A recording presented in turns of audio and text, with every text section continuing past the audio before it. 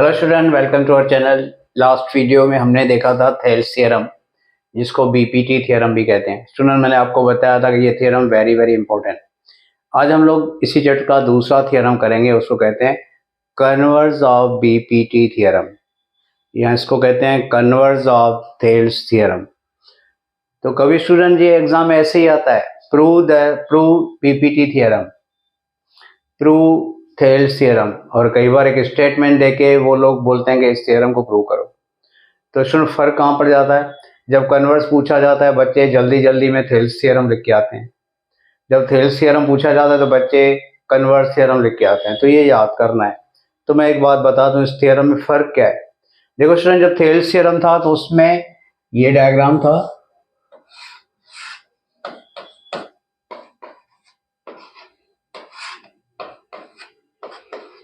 और उसकी pre condition थी कि DE is parallel to BC। तो हमने प्रूव करना था AD upon DB equal to AE upon EC। तो स्टूडेंट ये था थेल्स थ्योरम या बीपीटी थ्योरम। अब यहां पर जो कन्वर्स है, तो स्टूडेंट कन्वर्स थ्योरम ये है कि if AD upon DB equal to AE upon EC then DE is parallel to BC। तो स्टूडेंट फर्क कहां पड़ जाता है? थेल्स में जो कंडीशन थी कि पैरेलल है तो रेशियोस इक्वल होते हैं। तो थेल्स की कंडीशन है if D is parallel to BC then and only then ratios are equal. अभी कन्वर्स मतलब उल्टा, उल्टे में if ratios are equal then lines are parallel. तो इसमें उल्टा, तो उल्टे को हम लोग कन्वर्स कहते हैं। तो इसको ध्यान रखोगे। इसमें this one is given, this we had to prove, while in thales this is given, while this we have to prove। तो अभी हम लोग करते हैं कन्वर्स ऑफ थेल्स अच्छे से। चलो कन्वर्स ऑफ थ्योरम की स्टेटमेंट में पढ़ता हूँ। तो स्टूडेंट ये तीन टाइप से पूछा जाता है। Number 1, prove converse of Thales theorem. Number 2, prove converse of BPT theorem. Number 3, statement दिया जाता है जो मैं पढ़ रहा हूँ। If a line divide any two side of triangle in the same ratio then the line is parallel to the third side। तो diagram draw करके हम लोग इसको समझते हैं। तो triangle is given,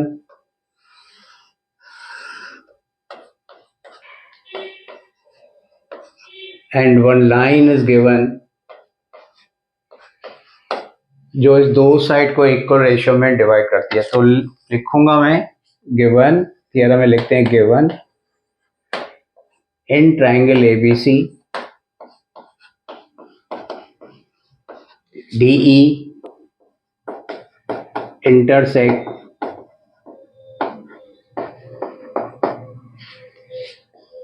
AB and AC at D and E in such a way that AD upon DB equal to AE upon EC। Student ये ratios are equal, this is given। now to prove, student prove करना है ये जो DE line है वो BC के parallel है। DE is parallel to BC। Proof करते हैं। तो student if D is parallel, prove करना है पैरेलल टू BC, तो लेते हैं let us assume that D is not parallel to BC।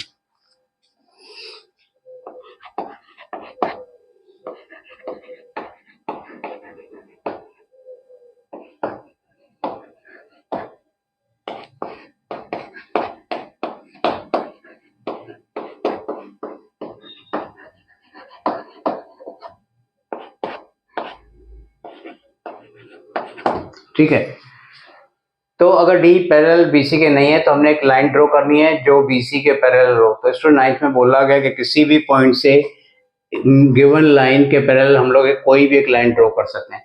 तो let us draw DE dash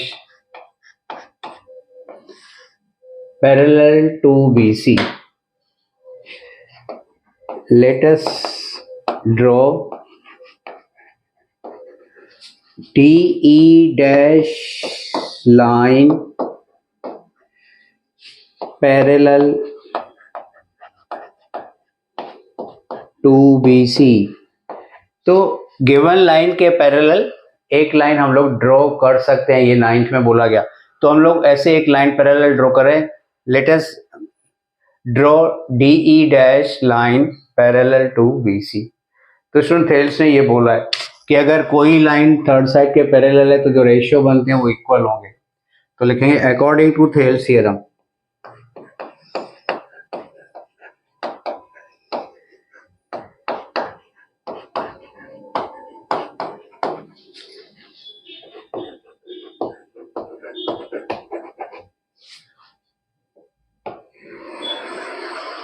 Thales theorem ने कहा है कि if DE dash is parallel to BC तो रेशियोस आर इक्वल।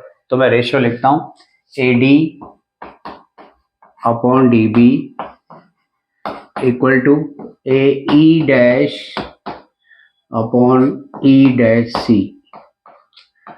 इसको बोलेंगे नंबर 2। अभी स्टूडेंट 1 में बोला हमने AD अपॉन D, ये एक प्रोपोर्शन है, वो भी एक प्रोपोर्शन है, दोनों के लेफ्ट साइड सेम है। यहाँ भी AD अपॉन DB है, यहाँ भी AD अपॉन DB है। तो प्रोपोर्शन में क्या होता है, अगर लेफ्ट साइड इक्वल होते हैं तो राइट साइड भी इक्वल होंगे। तो लिखेंगे therefore from 1 and 2 right side equal AE upon EC equal to AE dash upon E dash C। ठीक है। अब इसमें प्रोपोर्शन में कुछ रूल हैं।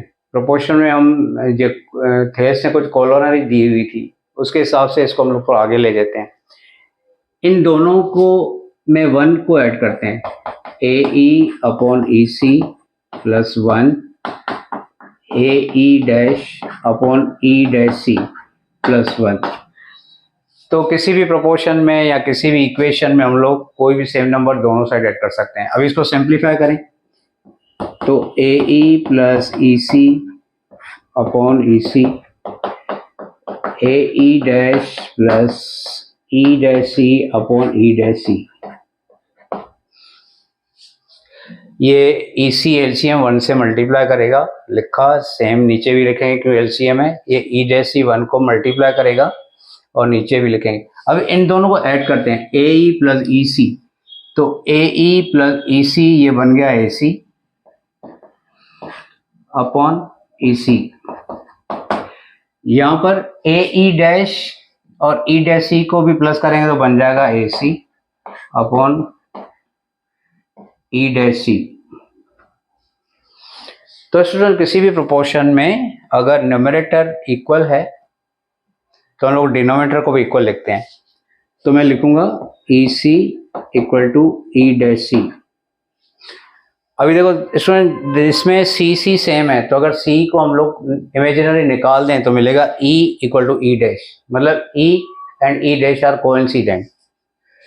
तो लिखेंगे E and E dash are coincident. अभी स्टूडेंट हमने यहाँ पर एक बात की है, अज्यूम किया है DE is not parallel, let us assume DE dash line is parallel to BC। मतलब DE dash is parallel to BC। अभी E dash और E सेम है, इक्वल है, कोइंसिडेंट है, तो यहाँ E dash निकाल के मैं लिखूंगा therefore DE is parallel to BC। तो स्टूडेंट यहाँ पर ये थ्योरम खत्म होता है। तो ये कन्वर्ज ऑफ BPT है, कन्वर्ज ऑफ थेल्स है। इस चैप्टर के ये दोनों थ्योरम इंपॉर्टेंट है, इसको आप अच्छे से समझ लेना और कर लेना। Thank you.